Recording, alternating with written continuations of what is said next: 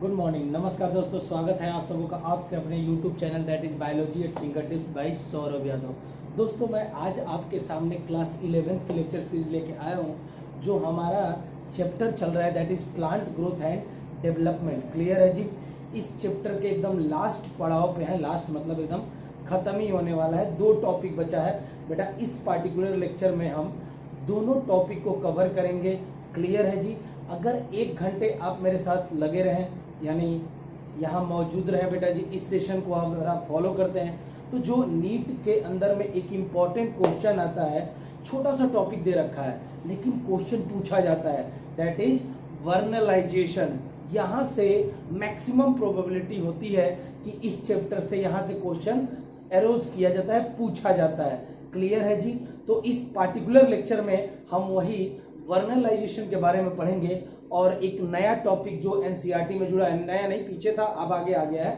Basically अगर बात बोलेंगे सीड डोरमेंसी के बारे में दे रखा है, तो ये दोनों टॉपिक अच्छे से बेटा इस पार्टिकुलर लेक्चर में करने की कोशिश करेंगे। क्लियर है जी? चलिए बेटा आइए स्टार्ट करते हैं और first topic that is vernalization. क्या बेटा जी? वर्नलाइजेशन। क्लियर है जी? देखिए 1938 की बात है, यानी लाइसेंको नाम के एक साइंटिस्ट थे। उन्होंने क्या किया बेटा जी, किसी एक पार्टिकुलर प्लांट को उन्होंने लो टेम्परेचर के ऊपर रखा, यानी उसको ट्रीट किया लो टेम्परेचर पे। क्लियर है? और बेटा उसको जब फिर से उसकी सोइंग की तो उन्होंने देखने में और नॉर्मल प्लांट में और उनमें थोड़ा सा अंतर उनको महसूस हुआ। थोड़ा सा नहीं, मेजर अंतर था अगर मैं बोलूँ तो। देखिए क्या हुआ बेटा, नॉर्मल अगर उन्होंने देखा कि मान लो कोई भी एक प्लांट है, सपोज कर लो कोई कैबेज ही है या कुछ भी एक प्लांट मान लीजिए कैबेज है, तो नॉर्मली कैबेज के अंदर में सबसे पहले सीड है।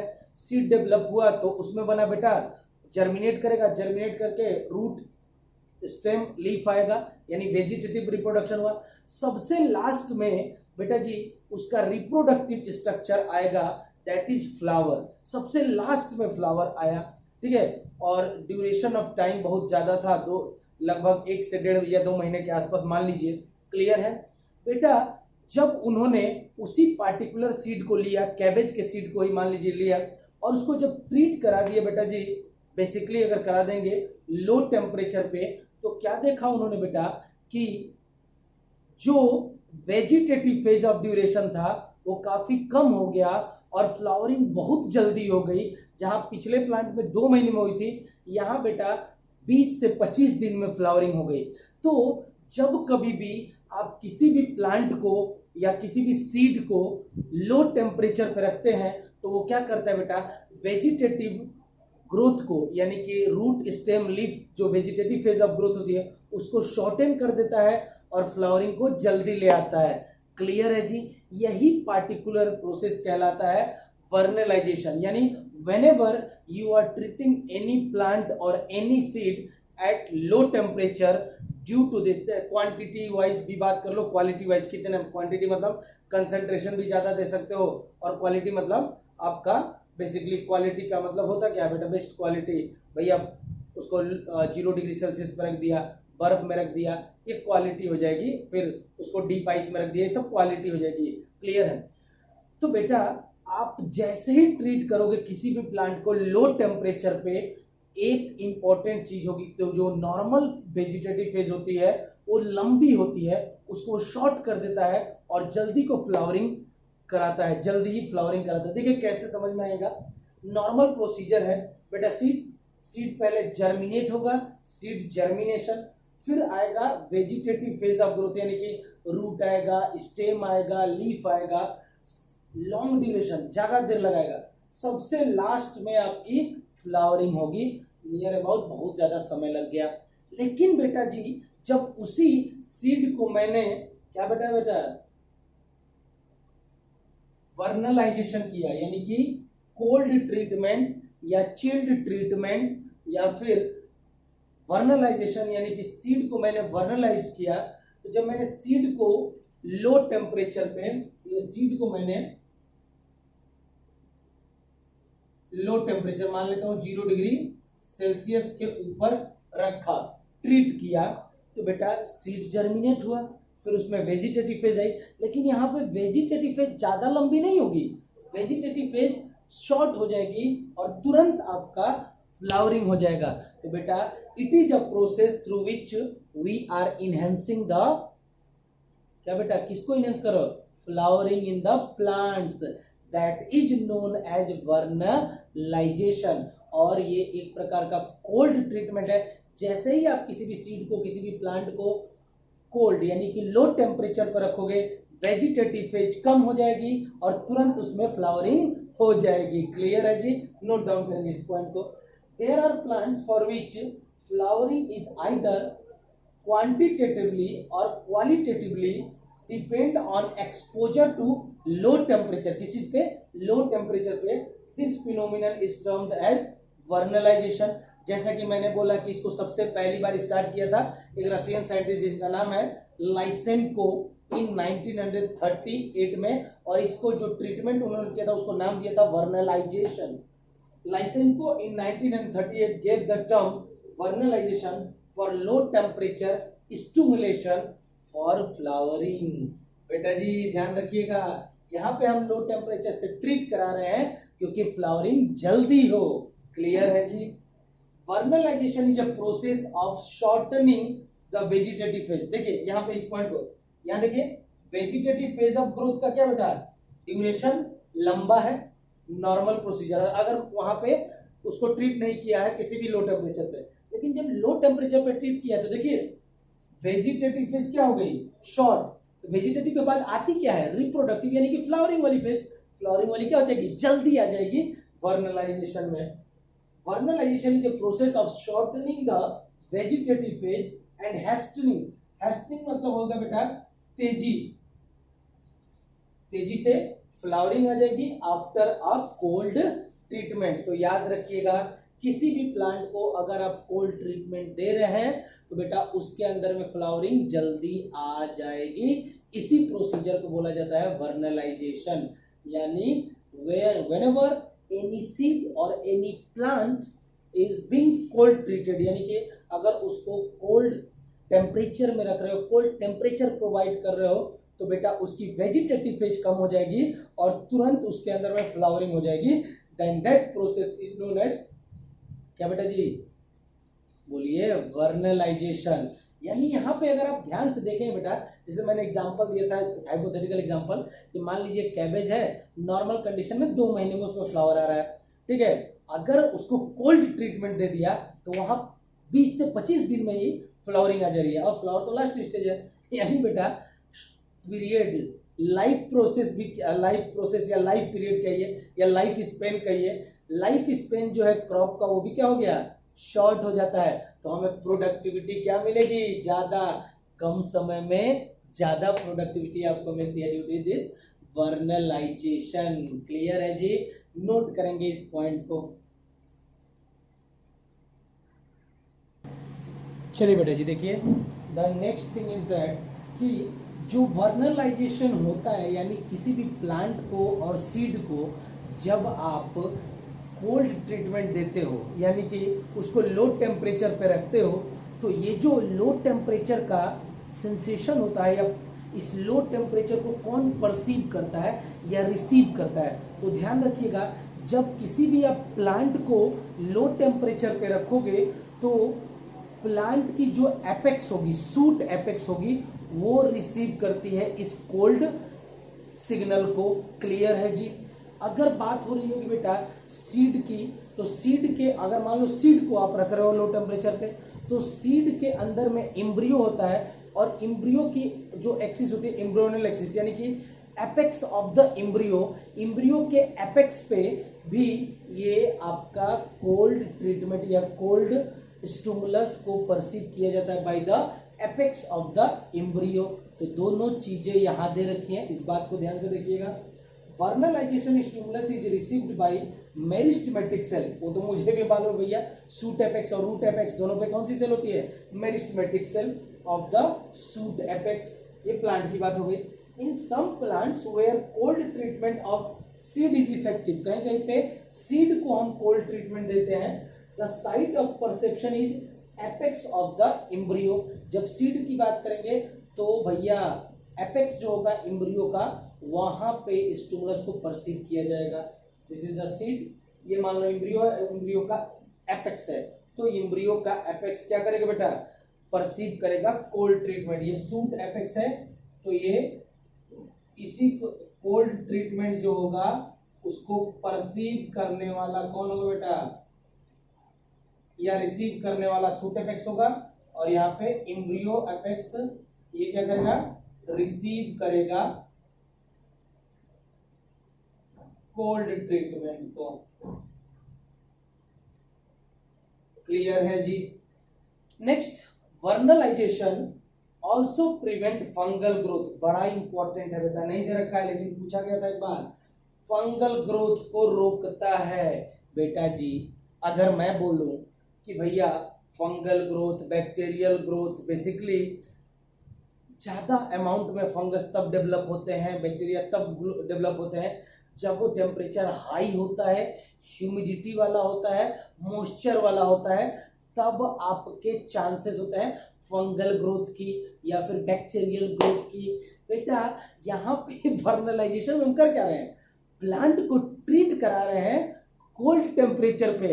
और मैंने बताया भी था कि भैया कोल्ड टेम्परेचर पे याद रखिएगा फंगस और बैक्टीरियल ग्रोथ नहीं होती है। इसीलिए घर में कभी कोई आटा गूंथता है ना, मम्मी आटा बनाती है जिसे रोटी बनाने के लिए, तो बेटा वो आटा का कुछ पार्ट अगर बच जाता है तो उसको फ्रिज में रखती है। क्यों? क्योंकि बेटा बैक्टीरियल ग्रोथ या फंगल ग्रोथ उस पर नहीं होगी तो खराब नहीं होगा खाना। उसी तरह से यहाँ पे लो टेम्परेचर पे हम ट्रीट कर रहे हैं, इसीलिए यहाँ पे फंगल ग्रोथ के चांसेस खत्म। क्लियर है जी, नोट डाउन करेंगे इस बात को। Vernalization also prevent fungal growth. Next point जो कि एनसीईआरटी का लाइन है, it prevents precocious reproductive development, that is premature flowering या फ्रूटिंग की बात कर रहा है, लेट ग्रोइंग सीजन। यानी बेटा जी बेसिकली अगर हम बात करें तो ये वर्नलाइजेशन क्या कर रहा है, अगर वर्नलाइजेशन प्रिवेंट कर रहा है reproductive development, late growing season. अगर मान लो बेसिकली तुम्हें और मुझे दोनों लोगों को मालूम है कि बेटा अगर नॉर्मल कंडीशन की हम बात करेंगे तो क्या होगा, जनरली फ्लावरिंग बहुत लेट में आएगी, एकदम लास्ट में आएगी, ठीक है। तो ये प्रिवेंट कर रहा है भैया तुरंत फ्लावरिंग या तुरंत फ्रूटिंग तो नहीं हो रही ना, एकदम लेट सीजन में हो रही है। It prevent precocious reproductive development, यानी प्रीमेच्योर फ्लावरिंग और फ्रूटिंग नहीं हो रही है। ये जो फ्लावरिंग और फ्रूटिंग होती है कब, लेट ग्रोइंग सीजन में हो रही है, तो उसको क्या कर देगा बेटा, ये प्रिवेंट कर देगा। ऐसा है कि लास्ट में जाके आएगा, हमने अभी पढ़ा था ना तुरंत आ जाएगा, तो ये प्रिवेंट कर रही है। लोग जैसे नॉर्मल कंडीशन में सबसे लास्ट में फ्लावरिंग होगी, तो ये उसको प्रिवेंट करती है, जल्दी फ्लावरिंग करने की कोशिश करती है। तो हम लोगों को क्या करना है, कुछ नहीं बेटा, आपको जल्दी फ्लावरिंग चाहिए तो उसको उठाइए, लो टेम्परेचर पे पटकाइए और आपकी फ्लावरिंग जल्दी हो जाएगी। And enables the plant to have sufficient time to reach to the maturity. और ये इनेबल भी करता है किसी किसी प्लांट को, ताकि वो मैच्योरिटी पे सफिशिएंट टाइम मिल सके उनको मैच्योर होने के लिए। याद रखिएगा एनसीईआरटी की लाइन है, ये प्रिवेंट कर रहा है प्रिकोशियस रिप्रोडक्टिव डेवलपमेंट, यानी कि बेटा प्री मैच्योर डेवलपमेंट जो होता है आपका फ्रूट का या लीफ फ्लावर का, ये एकदम लास्ट सीजन में नहीं होने देता, लेट ग्रोइंग सीजन में नहीं होने देता, पहले ही करा देता है। इट प्रिवेंट्स, प्रिवेंट्स का मतलब रोकता है, precocious reproductive development late growing season में, उसको लेट नहीं होने देता है, पहले ही कराने की कोशिश करता है। क्लियर है जी। Vernalization refers to the promotion of flowering by a period of low temperature. यहाँ पे हम लोग क्या करते हैं बेटा, लो टेम्परेचर देते हैं, तभी यहाँ वर्नलाइजेशन होता है। मैंने यहाँ पे कुछ सीजन के नाम लिखे हैं ताकि आपको थोड़ा बहुत कंफ्यूजन, अगर मैं बोलूँ स्प्रिंग सीजन, विंटर सीजन, दो वेराइटीज में पढ़ाने वाला हूँ, स्प्रिंग वेराइटी और विंटर वेराइटीज। तो पहले हम देख लेते हैं भैया हमारे इंडिया में कब से कौन कौन सा सीजन रहता है। पहले मैंने लिखा है स्प्रिंग सीजन, ये स्टार्ट होता है आपका मार्च 1 से और चलता है बेटा मई 31 तक। स्प्रिंग के बाद आएगा हमारा समर सीजन जो कि जून 1 से स्टार्ट होगा, 31 अगस्त तक चलेगा। ऑटम सीजन इसके बाद आएगा, सितंबर 1 से स्टार्ट होगा और बेटा नवंबर 30 तक चलेगा। और विंटर सीजन इसके बाद आता है, दैट इज दिसंबर 1 से लेके फरवरी 28 तक चलेगा। तो ये 12 महीने का अंतराल है। कौन कौन सा सीजन कब कब होता है ये मैंने दे रखा है, क्योंकि मुझे नेक्स्ट सेक्शन में 2 क्रॉप वैरायटीज पढ़ानी है। देखिए 3 एग्जांपल दे रखा है जो वर्नराइजेशन में, व्हीट, बार्ली एंड राई। इन तीनों की 2 वैरायटीज का जिक्र किया गया है। इनकी कुछ वैरायटीज जो होती है विंटर वैरायटीज होती है, कुछ वैरायटीज स्प्रिंग वैरायटीज होती है। इसीलिए मुझे ये सीजन बताना पड़ रहा है। क्लियर है जी? पहले इसको नोट डाउन करेंगे, फिर हम आगे की बात करते हैं। चलिए दोस्तों, नेक्स्ट पॉइंट जो दे रखा है आपके एनसीईआरटी में, बड़ा ही इंटरेस्टिंग पॉइंट है। ये तीनों पहले तो एग्जाम्पल याद करने हैं आपको एनसीईआरटी में, इसलिए तो याद करना ही पड़ेगा भैया। 3 एग्जाम्पल हैं, व्हीट, मेज और बार्ली। तीनों को खाया जाता है भाई, that's why it can be considered as a food plant. क्या बोलेंगे बेटा जी? Food plant. यानी कि इन तीनों को खाया जाता है, खाया मतलब खाने में इस्तेमाल किया जाता है इसको, इसीलिए इसको बोलते हैं फूड क्रॉप्स। तो 3 फूड क्रॉप्स दे रखे हैं। पहला क्या है? व्हीट, बार्ली एंड राई। याद करिए, व्हीट, बार्ली एंड राई। मेरे साथ है तो आपको याद हो जाएगा। क्लियर है जी? Wheat, barley and rye. Clear है जी? ये 3 जो फूड प्लांट्स हैं, that is wheat, barley and rye, इनके 2 प्रकार के सीड्स पाए जाते हैं। एक होते हैं बेटा विंटर वेराइटीज वाले, और एक होते हैं बेटा जी स्प्रिंग वेराइटीज वाले। 2 प्रकार के सीड पाए जाते हैं, विंटर वेराइटीज और स्प्रिंग वेराइटीज। बेसिकली अगर मैं बात बोलूं बेटा स्प्रिंग वेराइटीज, पहले यहाँ जिक्र किया गया है स्प्रिंग वेराइटीज, यानी स्प्रिंग वेराइटीज चाहे व्हीट की हो, चाहे बार्ले, चाहे राई, तीनों की बात हो रही है। तो अगर स्प्रिंग वेराइटी है और इस स्प्रिंग वेराइटी को आप नॉर्मली प्लांट कर रहे हो स्प्रिंग सीजन में, तो बेटा इसके अंदर में फ्लावरिंग या ग्रेन्स डेवलप हो जाएगा at the end of this spring season. यानी छोटे से ड्यूरेशन में आपका क्या मिल जाएगा बेटा जी? प्रोडक्ट मिल जाएगा। यानी आपका स्प्रिंग में ही स्टार्ट होगा और स्प्रिंग के एंड होते होते आपको हार्वेस्ट और ग्रेन भी मिल जाएगा। ये वैरायटी है कौन सी? Spring variety. Spring varieties are normally planted in spring season and come to flower भैया फ्लावर जल्दी कर लेता है and produce grain भैया लास्ट में सीड बनता है, ग्रेन बनता है before the end of spring season. आपने स्प्रिंग सीजन में ही बोया और स्प्रिंग सीजन में ही उसमें फ्लावर हुआ, स्प्रिंग सीजन में ही आपने उसको काट के घर ले आए। क्लियर है जी? That is spring varieties. लेकिन बेटा जी एक बात सुनिए, अगर स्प्रिंग सीजन है तो स्प्रिंग वेराइटी जल्दी होगी, विंटर सीजन है तो विंटर वेराइटी जल्दी डेवलप होगी। लेकिन आप अल्टरनेट करने की सोच रहे हैं कि भैया स्प्रिंग सीजन में विंटर वाले को बो दूं, विंटर वाले में स्प्रिंग को बो दूं, तो बेटा उसमें प्लांटिंग नहीं होगी, होगा ही नहीं ना, डेवलप नहीं होगा। देखिए जब तक आपने वर्नलाइजेशन नहीं कर रखा है, यानी नॉर्मली अगर आप चाहो कि विंटर वाली जो वेराइटी है उसको स्प्रिंग में बो दो, कभी फ्लावरिंग नहीं होगी। क्लियर है? या मान लीजिए कोई विंटर वेराइटी है उसको स्प्रिंग में बो दो, फ्लावरिंग ही नहीं होगी। देखिए कैसे, नोट ये पॉइंट रखना, winter varieties however if planted in spring, winter varieties को अगर आप प्लांट कर रहे हो स्प्रिंग सीजन में, नॉर्मली फेल टू फ्लावर, उसमें फ्लावरिंग नहीं होगी। क्लियर है जी? और प्रोड्यूस मैच्योर ग्रेन, और ना ही इसमें मैच्योर ग्रेन होगा। तो बेटा घंटा के लिए बोया, किस लिए बोया भैया? जब आपको फ्लावर नहीं मिलेगा, जब आपको ग्रेन नहीं मिलेगा तो क्या घंटा बजाएंगे? नहीं ना। तो अगर आप उल्टे सीजन में उल्टे चीजों को बो रहे हैं, यानी अगर विंटर वेराइटी है उसको स्प्रिंग सीजन में बो दोगे तो वो नॉर्मली जो सीड होगा वो प्लांट तो बनाएगा लेकिन उसमें फ्लावरिंग नहीं होगी, ग्रेन प्रोडक्शन नहीं होगा। ठीक है जी? With a span of flowering season, यानी उस पार्टिकुलर सीजन में, यानी अगर आपने विंटर वेराइटी को स्प्रिंग सीजन में बोया है तो पहले तो या तो वो फेल हो जाएगी, अगर फेल नहीं हुई फ्लावर करने में तो हो सकता है थोड़ा बहुत डेवलप हो जाए, तो ग्रेन प्रोड्यूस नहीं करेगी। और जब ग्रेन नहीं प्रोड्यूस होगा बेटा जी, कब? With a span of flowering season, यानी उस पार्टिकुलर छोटे से सीजन में, स्प्रिंग सीजन में इसमें ना ही आपको फ्लावर मिलेगा ना ही आपको ग्रेन मिलेगा। क्लियर है जी। With the span of flowering season, यानी कि उस स्प्रिंग सीजन की ही बात कर रहा है। तो ध्यान रखिएगा, स्प्रिंग सीजन में अगर मैं स्प्रिंग वेराइटी को बो रहा हूं तो वहीं पे फ्लावरिंग भी हो जाएगी स्प्रिंग सीजन में, और उसकी हार्वेस्टिंग भी मैं कर लूंगा स्प्रिंग सीजन में। लेकिन किसी कारणवश मैंने विंटर वेराइटी को स्प्रिंग सीजन में बो दिया तो वो फेल मार जाएगी, वो क्रॉप प्लांटेड नहीं होगी, या प्लांटेड होगी भाई तो उसमें फ्लावरिंग नहीं होगी और ग्रेन्स प्रोड्यूस नहीं होंगे। क्लियर है जी। तो करना क्या होगा, क्योंकि हमने नॉर्मली क्या ना वर्नलाइजेशन ही किया था। अब हम देखेंगे विंटर वेराइटीज। देखिए विंटर वेराइटीज बेसिकली जरा ध्यान दीजिएगा, अगर मैं बात करूं गेहूं की बात करूं, चूंकि आप लोग, मैं भी एक किसान से घर से बिलोंग करता हूं, तो बेटा जी मैं आपको बेसिकली बता सकता हूं।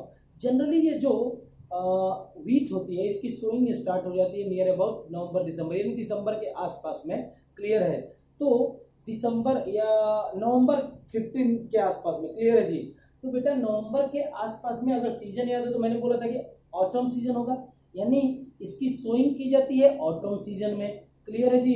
ये छोटा छोटा सीडलिंग में डेवलप होता है दिसंबर में, यानी विंटर सीजन में। फिर उसके बाद स्प्रिंग सीजन आता है, तो ये स्प्रिंग सीजन में थोड़ा मैच्योर होता है, और बेटा लास्ट में जब ये फ्लावरिंग और ये सारी चीजें हो जाती हैं, डेवलप होके हार्वेस्ट हो जाता है मिड समर के आसपास में। बेटा स्टार्ट हुआ नवंबर से, नवंबर, दिसंबर, जनवरी, फरवरी, मार्च में आप काट रहे हो बेटा, 5 महीने लग गए फ्लावर आने में, है ना जी। तो ये ड्यूरेशन क्या कम है क्या? आपने ऑटम सीजन में स्टार्ट किया, फिर बेटा आपका विंटर बीत गया, फिर आपका स्प्रिंग भी बीत गया, और आप आके काट रहे हो मिड समर में। तो बेटा इसमें फ्लावरिंग लेट में हो रही है, यानी वेजिटेटिव फेज क्या है ज्यादा, और फ्लावरिंग सबसे लास्ट में हो रही है। तो मैं क्या कर दूं, वर्नलाइजेशन कर दूं। अगर मैं इसको जो भी विंटर वेराइटीज जो सीड्स हैं उनको मैं 0 से 5 डिग्री सेल्सियस पे अगर रख दूं तो वो विंटर वेराइटीज कन्वर्ट हो जाएंगी स्प्रिंग वेराइटीज में। स्प्रिंग वेराइटीज, और स्प्रिंग वेराइटीज को टेम्परेचर ज्यादा चाहिए कम, ऑब्वियसली कम भैया। तो वो जो विंटर वेराइटीज क्रॉप्स थी, जैसे ही उनको मैंने 0 to 5 डिग्री सेल्सियस पे रखा वो कन्वर्ट हो जाएगी स्प्रिंग वेराइटीज में। अब ये स्प्रिंग वेराइटीज तो मुझे मालूम है, स्प्रिंग वेराइटीज को सोन भी करोगे स्प्रिंग में और उसी में काट लेते, तो इसी तरह से अब जो वीट होगी या जो भी राई होगी कोई भी हो, अगर वो विंटर वेराइटी है और उसको आपने ट्रीट कराया है, कोल्ड ट्रीटमेंट कराया, तो वो स्प्रिंग वेराइटी में कन्वर्ट हो गई है। अब उसको जब आप बोएगे विंटर सीजन में तो उस पार्टिकुलर विंटर सीजन के अंदर में ही वो आपको प्रोडक्ट दे देगी। तो बेटा पहले कितना समय लग रहा था, नवंबर, दिसंबर, जनवरी, फरवरी, मार्च, 5 महीने। अब मैं बात कर रहा हूं विंटर में ही बोएंगे, विंटर में ही काट लेंगे, क्योंकि बेटा हमने क्या किया 0 डिग्री से 5 डिग्री पे रखा, तो वो क्या होगा, जो विंटर वैरायटी थी स्प्रिंग में कन्वर्ट हो गई। किसमें कन्वर्ट हो गई, स्प्रिंग। तो भैया अब स्प्रिंग में कन्वर्ट हो गई है, तो स्प्रिंग से उसको, स्प्रिंग कब स्टार्ट होता है, फरवरी, तो वहां तक का सफर पहले ही तय कर चुकी है।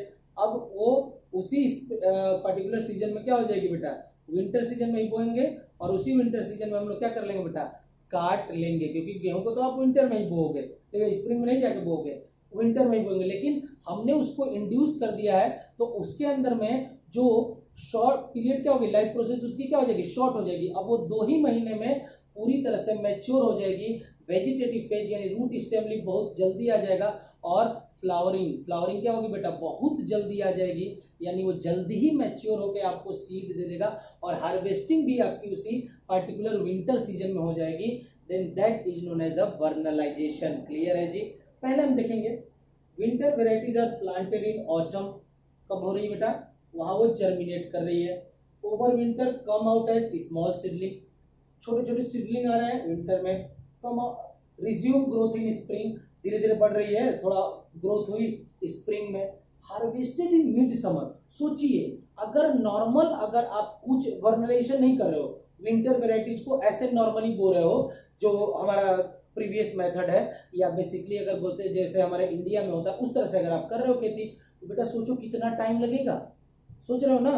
और ये भी एक रीजन जान लीजिए, अगर जितनी ज्यादा देर तक आपका यहाँ पे खड़ा रहेगा प्लांट, उतना ही ज्यादा खतरा है। हार्वेस्ट लॉस का हो गया, या फिर मान लीजिए बेसिकली देखा होगा कि प्लांट खड़े रहते हैं तब तक बरसात आ जाती है, तूफान आ जाता है, ठीक है, तो बेटा और कई बार एक्सट्रीम टेम्परेचर अगर आ गया, बहुत ज्यादा ठंडी पड़ने लगी तो बेटा वो सूख ही जाएंगे, यानी वो जम जाएंगे।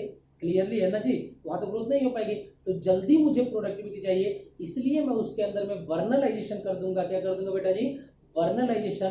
तो वर्नलाइजेशन करने की वजह से जो पीरियड हो जाएगा, जो लाइफ पीरियड होगा, स्पैन जो होगा, लाइफ स्पैन उस प्लांट का वो काफी शॉर्ट हो जाएगा, 2 महीने हो जाएगा 4 महीने की जगह पे।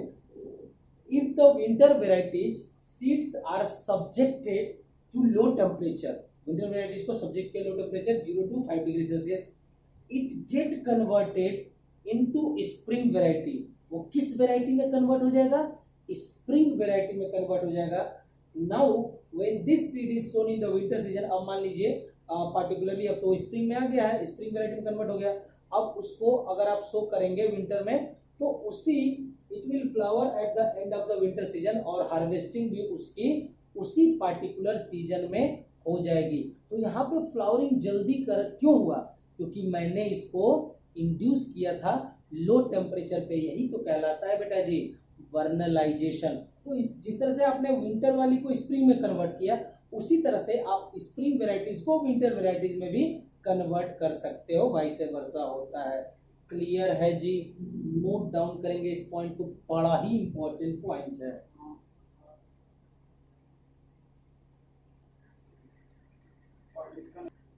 देखिए बेटा जी, ये दोनों पॉइंट्स जो दे रखे हैं आपके एनसीईआरटी में नहीं दे रखे हैं, मैं थोड़ा बहुत आपको क्लियर करना चाहता हूँ कि वर्नलाइजेशन एक्चुअली में होता कैसे है।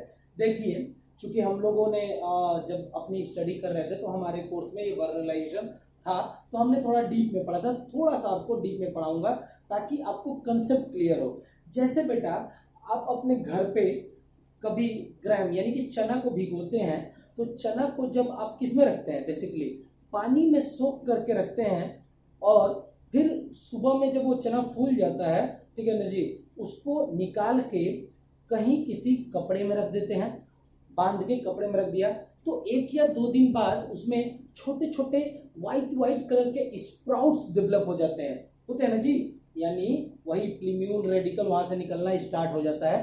तो किसी भी सीड को सबसे पहले यही कराना है आपको।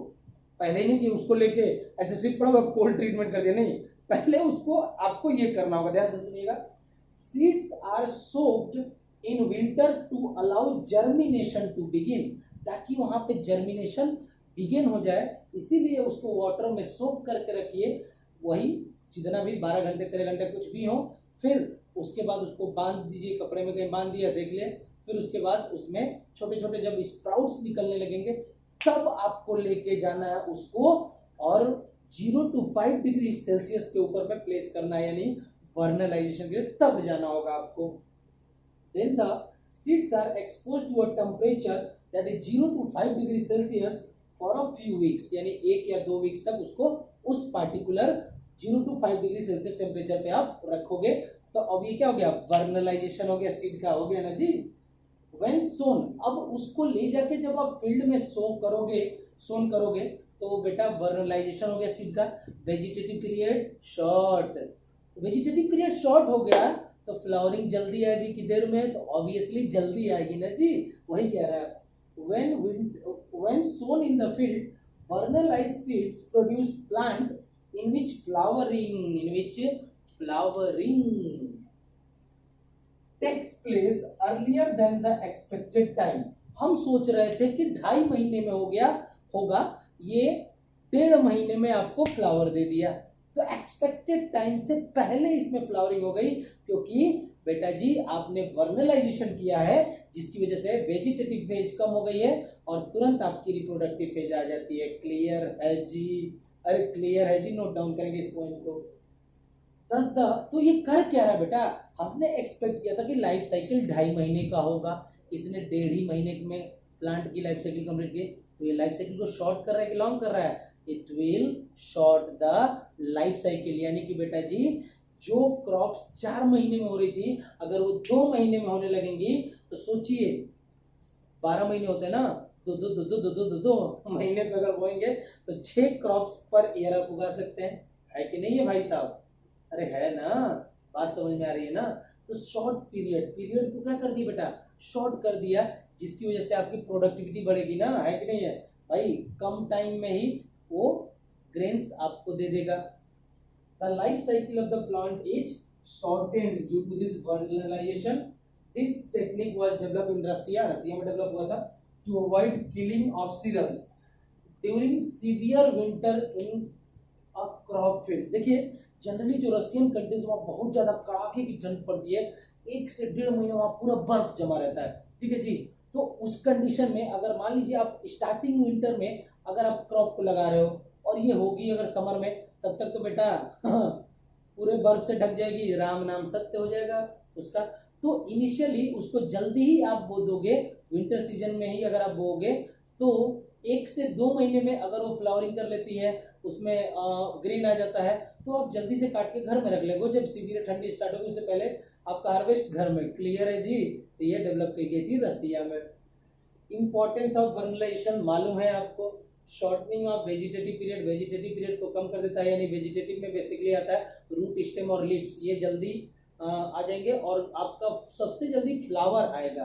क्लियर है जी? वेजिटेटिव पीरियड छोटी हो जाएगी और जल्दी ही आपकी रिप्रोडक्टिव पीरियड आ जाएगी, अर्ली फ्लावरिंग हो जाएगी। इट इंक्रीजेस यील्ड, पहले ही बता दिए कि भैया इससे यील्ड आपकी बढ़ेगी। It also enhances resistance to the colder condition, यानी किसी भी प्लांट में जो ज्यादा कोल्डर कंडीशन में रह रहा उसके लिए रेजिस्टेंस प्रोवाइड करेगा और डिजीज से भी बचाया था, जैसे मैंने बोला था कि फंगल डिजीज से ये आपको बचाता है। क्लियर है जी? वर्नलाइजेशन, क्लियर है जी? नोट डाउन करेंगे इस पॉइंट को, फिर एक पॉइंट बचा है उसको हम खत्म करते हैं और वर्नलाइजेशन का द एंड हो जाएगा, फिर हम सीड डोरमेंसी पे आ जाएंगे।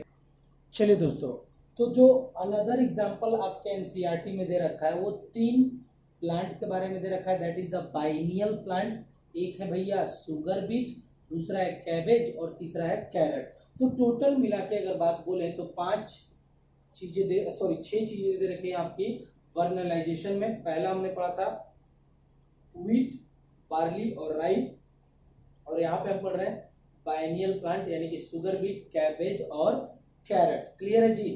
कुछ ऐसे भी प्लांट पाए जाते हैं that is known as the biennial plant. Biennial मतलब बाई मतलब 2 ईयर नहीं होता, देखिए 2 सीजन, ऐसे प्लांट जो सरवाइव करते हैं या जिनका लाइफ ड्यूरेशन 2 सीजन होता है, यानी विंटर सीजन, स्प्रिंग सीजन, या summer season, winter spring season, autumn season, कोई भी 2 सीजन तक अगर उनकी लाइफ पीरियड है then that can be considered as, उनको बोलते हैं बेटा जी बाइनियल प्लांट्स। इनमें जो फर्स्ट सीजन में होगा तो पहले सीजन में केवल वेजिटेटिव ग्रोथ होगी, यानी कि रूट, स्टेम, लीफ बनेगा, और सेकंड जब आएगा इसका सेकंड सीजन आएगा, दूसरा सीजन आएगा, वहां पे डेवलप होगा आपका फ्लावर, और अल्टीमेटली केवल एक ही बार फ्लावर होगा और फिर उसका टाइटाइपिस वो मर जाएगा। ऐसे प्लांट को बोलते हैं मोनोकार्पिक प्लांट, जो अपनी लाइफ टाइम में केवल एक बार फ्लावरिंग करता है और मर जाता है। हम ये 12 में भी पढ़ेंगे, जब हमारा दिया रखा है कि बेटा बम्बू ट्री 100 से 150 सालों में केवल एक बार फ्लावर करता है और फ्लावरिंग करने के बाद वो मर जाता है, टाइटाइपिस हो जाता है।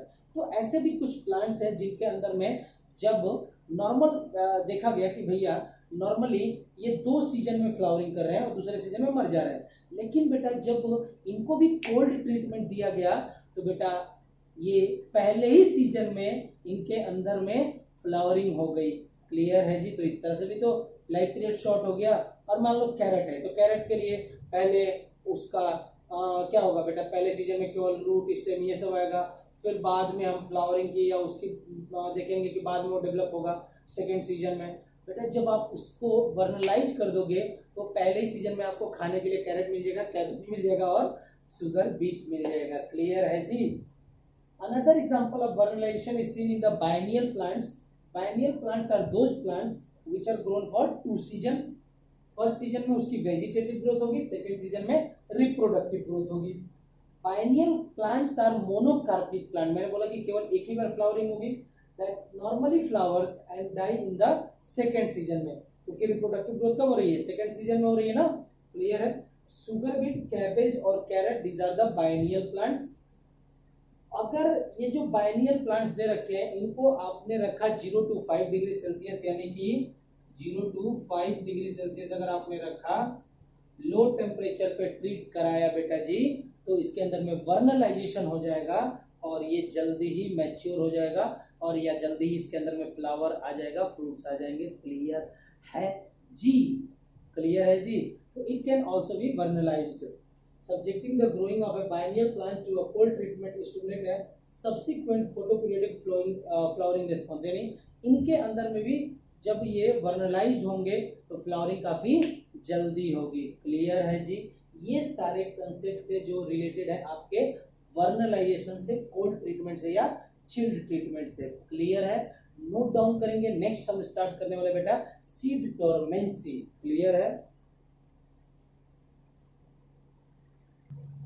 चलिए बेटा जी, जो हमारा आज का सेकंड टॉपिक है दैट इज सीड डोरमेंसी। देखिए बेटा जी, अभी तक मुझे मालूम था या आपको भी मालूम था कि जो सीड डोरमेंसी होती है बेटा जी, वो पार्टिकुलरली एक, अगर मैं बोलूं, एक टेम्पररी इनएक्टिव स्टेज में सीड चला जाता है ताकि वो अपने आप को बचा सके जब बाहर में अनफेवरेबल कंडीशन मौजूद हो, यानी उसको प्रॉपर अमाउंट में टेम्परेचर नहीं मिल रहा है, प्रॉपर अमाउंट में ह्यूमिडिटी नहीं मिल रही है, या गैसियस एक्सचेंज अच्छे से नहीं हो पा रहा है। तो इन दैट कंडीशन, यानी कि एक्सटर्नल कंडीशन अगर खराब है, उसकी ग्रोथ को, यानी ग्रोथ नहीं करा पा रही है, जर्मिनेशन नहीं करा पा रही है, then that is known as बेटा एक्सटर्नल फैक्टर्स, जो बेसिकली अनफेवरेबल है for their growth and development. क्योंकि मुझे मालूम है कि बेटा जब कभी भी सीड का जर्मिनेशन होगा वो तभी हो सकता है जब उसको प्रॉपर टेम्परेचर मिलता है, प्रॉपर ह्यूमिडिटी मिलती है, प्रॉपर एक्सचेंज ऑफ गैसेस हो पाता है, तब उनका जर्मिनेशन होता है। क्लियर है जी? अभी तक तो मुझे ये मालूम था कि अगर बाहर में, सीड के बाहर में अनफेवरेबल कंडीशन है तो वो कुछ समय के लिए टेम्पररी, परमानेंट नहीं बोल सकते, टेम्पररी कुछ समय के लिए इनएक्टिव स्टेज में चला जाता है। जैसे कि मैंने बताया था बेटा, सांप बताया था ना, हाइबरनेशन बताया होगा आपको ना, कि सांप जो होते हैं विंटर स्लीप में चले जाते हैं कुछ समय के लिए, ऐसा तो नहीं मर जाते हैं, ठीक है ना, फिर आते हैं जब गर्मियां आती हैं तब आते हैं। उसी तरह से यहाँ पे जो सीड्स होते हैं ये कुछ समय के लिए इनएक्टिव स्टेज में चले जाते हैं ताकि वो अपने आप को बचा पाए दिस हार्सफुल कंडीशन से। अभी तक तो हमें ये मालूम था, लेकिन बेटा जी सीड डोरमेंसी केवल बाहर का टेम्परेचर, बाहर की ह्यूमिडिटी या बाहर एक्सचेंज ऑफ गैसेस नहीं हो पा रहा है, एक्सटर्नल फैक्टर से ही नहीं हो सकता है। कभी कभार क्या होता है बेटा, फेवरेबल एक्सटर्नल कंडीशन मौजूद है आपके पास में, तभी भी सीड का जर्मिनेशन नहीं हो पा रहा है। यानी जो चीज चाहिए, proper temperature, proper humidity, exchange of gases भी अच्छे से हो रहा है, यानी फेवरेबल कंडीशन है, लेकिन तभी भी सीड डोरमेंट स्टेज में होता है क्योंकि बेटा इन दैट केस कुछ इंट्रिंसिक फैक्टर उसे ग्रो नहीं होने देते हैं। मैंने इसी चैप्टर में बताया था बेटा कि जो प्लांट की ग्रोथ होती है वो दोनों फैक्टर से मेजर हो सकती है, इंट्रिंसिक और एक्सट्रिंसिक, दोनों फैक्टर्स ही मदद करते हैं क्या करने में बेटा, ग्रोथ एंड डेवलपमेंट में। अगर सुनिएगा तो याद रख लीजिए, आज के बाद में सीड जो होगा डोरमेंट फेज में केवल एक्सटर्नल फैक्टर की वजह से नहीं जाता है, कभी कभार इंटरनल फैक्टर्स के वजह से भी वो डोरमेंसी में रह सकता है। क्लियर है जी? आज नोट डाउन कर लीजिएगा कि सीड का जो डोरमेंसी होता है इसके दोनों कारण हो सकते हैं, एक्सटर्नल फैक्टर्स भी हो सकते हैं और इंटरनल फैक्टर यानी इंट्रिंसिक फैक्टर्स भी हो सकते हैं। क्लियर है जी? नोट डाउन करेंगे इस पॉइंट को। जैसे यहाँ पे दे रखा है, ये मैंने लिख दिया temporary inactive stage, there are certain seeds. आपको इतना ही याद रखना है, सीड डोरमेंसी का मतलब क्या हो गया बेटा, सीड डोरमेंट या डोरमेंट सीड वो सीड कहलाता है जो कि फेल कर जाता है जर्मिनेट करना, यानी उसमें से जर्मिनेशन नहीं हो पाता है, that seed can be considered as a dormant seed. Clear है जी? There are certain seed which fail to germinate, यानी जो जर्मिनेट नहीं कर पाता है even when external condition are favourable, बाहर वाली कंडीशन फेवरेबल है तभी भी वो जर्मिनेट नहीं कर पा रहा है। बेटा खराब होती तो नहीं जर्मिनेट करता, तब समझ में आता, लेकिन बाहर वाली कंडीशन फेवरेबल है लेकिन अभी भी जर्मिनेट नहीं कर पा रहा है। इसका मतलब प्रॉब्लम कहाँ है? इंट्रिंसिक फैक्टर जो प्लांट के अंदर, जो सीड है ना, सीड के अंदर कुछ ऐसे फैक्टर्स हैं जो उनके अंदर मौजूद हैं और उन्हें बढ़ने नहीं दे रहे हैं। क्लियर? सो इंट्रिंसिक कंडीशन कैसी है? अनफेवरेबल बोल सकते हैं।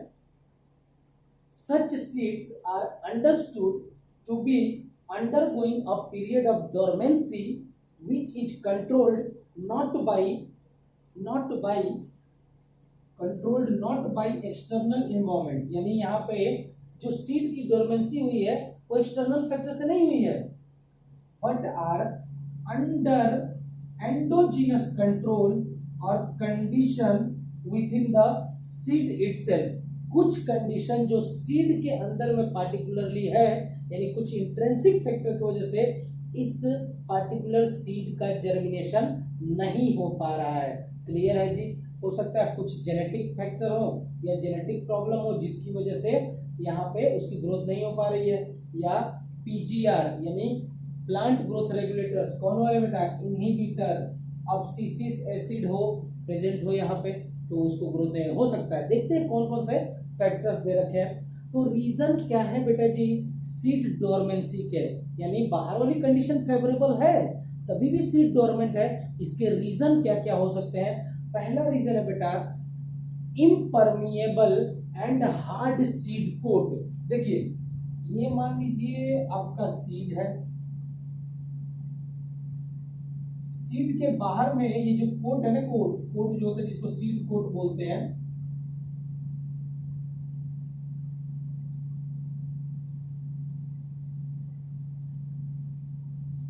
सीड कोट काफी मोटा है बेटा जी, ठीक है, यानी मोटा हो गया तो बेटा जी चीजें अंदर से बाहर और बाहर से अंदर ना आ सके, यानी बेटा अंदर से जो चीजें बाहर नहीं जा पाएंगी और जो चीजें रिक्वायर्ड है बाहर से अंदर जाने के लिए ये नहीं जा पाएंगी, क्योंकि यहाँ पे भैया कोट क्या है? काफी थिक है।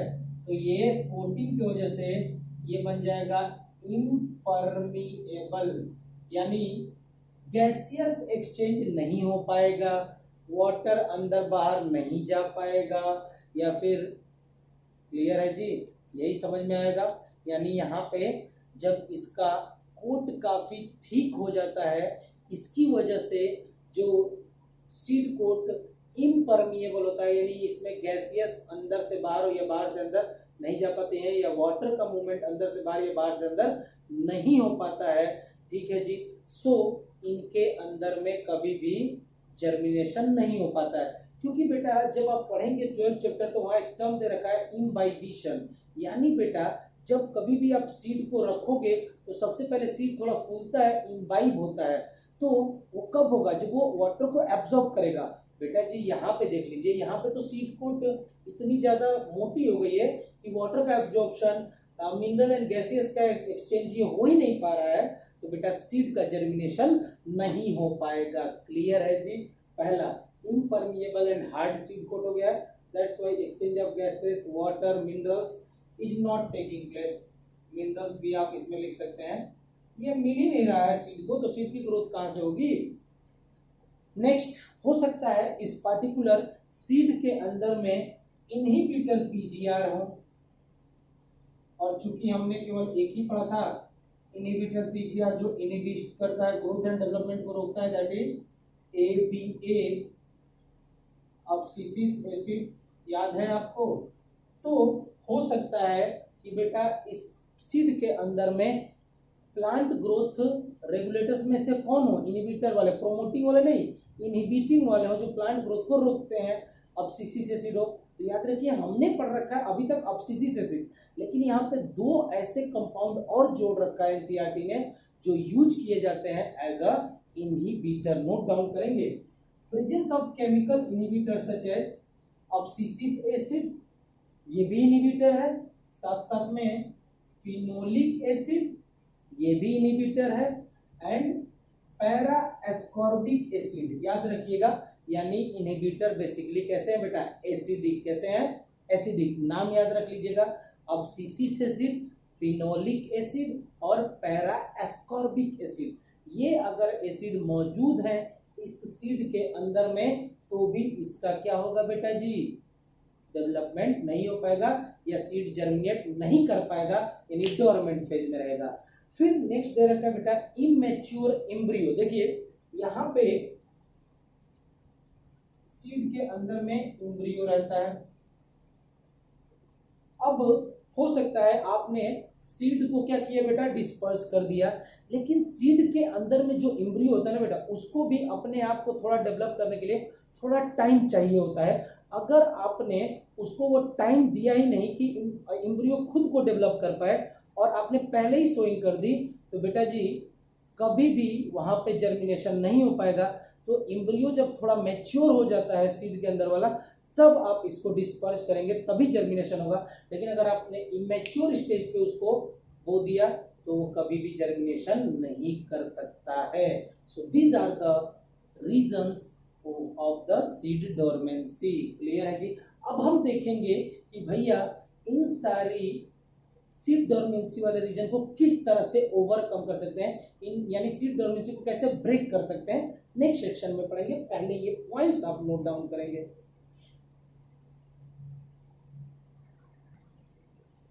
चलिए दोस्तों, तो जैसा कि मैंने बताया कि नेक्स्ट सेक्शन में हम पढ़ने वाले हैं कि ये जो सीड में जो डोरमेंसी आई है, यानी इम्परमिएबल हो गया था सीड कोट। दूसरा हमने अभी आपको बताया था, बताइए भैया, एक इमेच्योर एम्ब्रियो अगर है। फिर तीसरा मैंने, अगर आपको याद हो तो मैंने बताया था कि इनहिबिटर्स मौजूद हैं।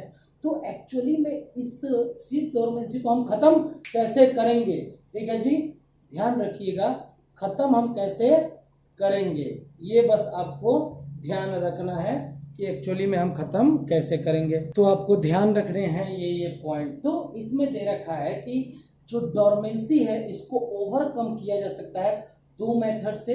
कुछ तो नेचुरल मेथड्स होंगे और कुछ मैन मेड, यानी कि आपका भी योगदान है यहाँ पे। सबसे पहले अगर हम देखेंगे बेटा, सीड के बाहर में अगर एक हार्ड कोटिंग बन गई है तो आप क्या कर सकते हो, सिंपल एक नाइफ से, एक चाकू से उस हार्ड कवरिंग को खुरच के निकाल सकते हो नाइफ की मदद से, या फिर सैंड पेपर की मदद से, या फिर बेटा एक और मेथड होता है जिसको हम लोग बोलते हैं सोए हुए एम्ब्रियो को जगाना है। यानी बेटा बेसिकली सेकिंग करो, खूब जोर जोर से आप सेकिंग करो तो जो एम्ब्रियो जो सोया हुआ है वो जाग जाएगा। दैट इज नोन एज सोए हुए एम्ब्रियो को जगा सकते हैं बाय द विगरस सेकिंग। तो इस मेथड के द्वारा सबसे पहला मेथड है। तो ये कौन करेगा बेटा, छीलना हम ही करेंगे ना भैया, सैंड पेपर से घिसेंगे कौन, हम ही ना भैया, हिलाएंगे कौन, हम ही ना। तो ये नेचुरल नहीं है, ये कैसा बेटा, मैन मेड मेथड है।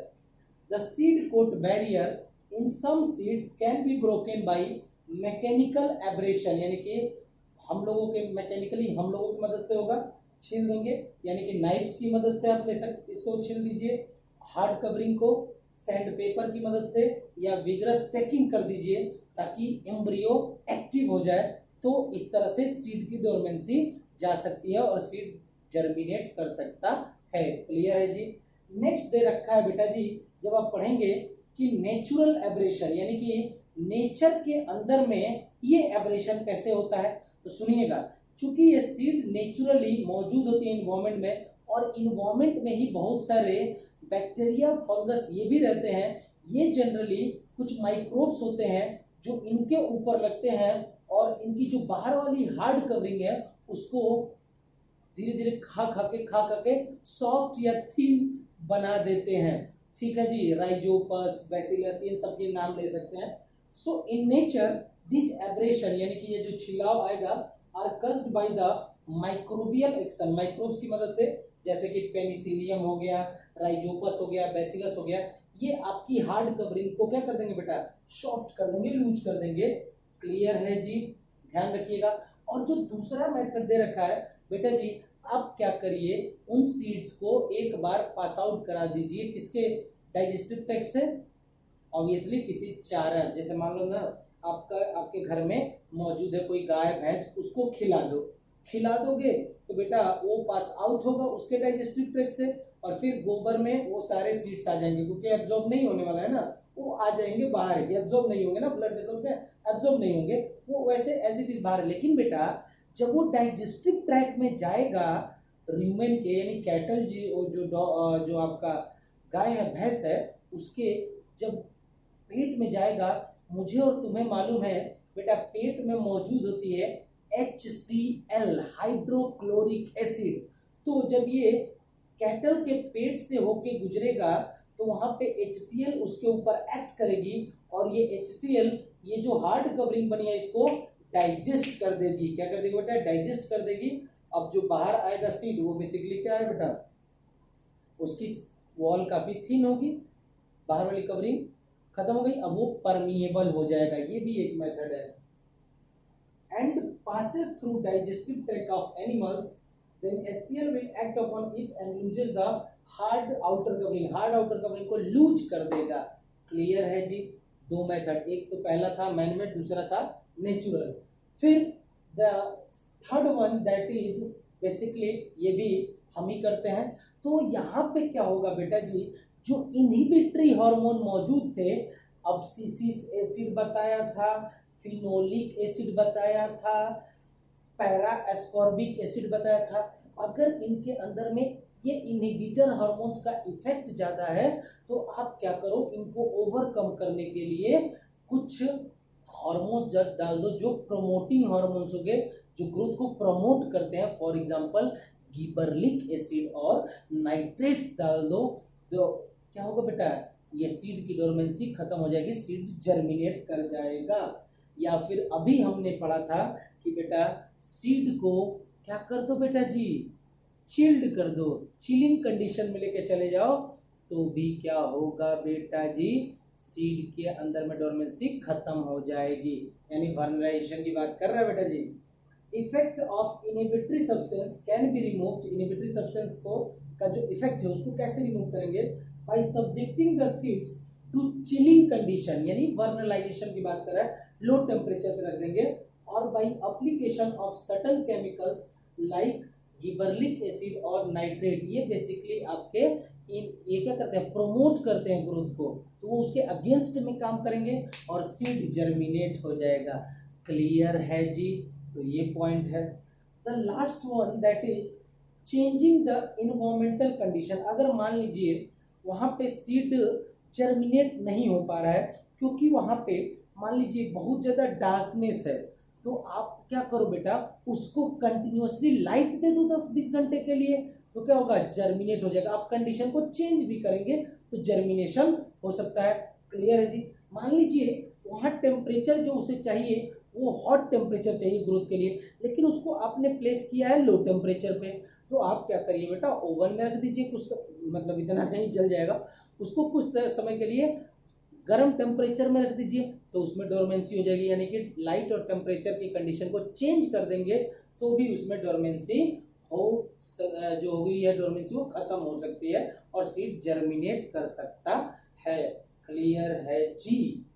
तो ये सारे पॉइंट्स थे related to the plant growth and development. बेटा जी इस तरह से हमारा ये चैप्टर का द एंड होता है। आपसे मैं रिक्वेस्ट करूंगा कि बेटा आप कमेंट बॉक्स में मुझे कमेंट जरूर करें कि बेटा नेक्स्ट चैप्टर कौन सा आप पढ़ना चाहते हैं। जो लोग ज़्यादा वोट करेंगे उसी हिसाब से मैं बेटा नेक्स्ट चैप्टर आपके लिए लेके आऊँगा, नेक्स्ट लेक्चर सीरीज लेके आऊँगा। अगर आज का लेक्चर अच्छा लगा हो तो काइंडली लाइक एंड सब्सक्राइब करना ना भूलें। थैंक यू ऑल, और शेयर जरूर करें।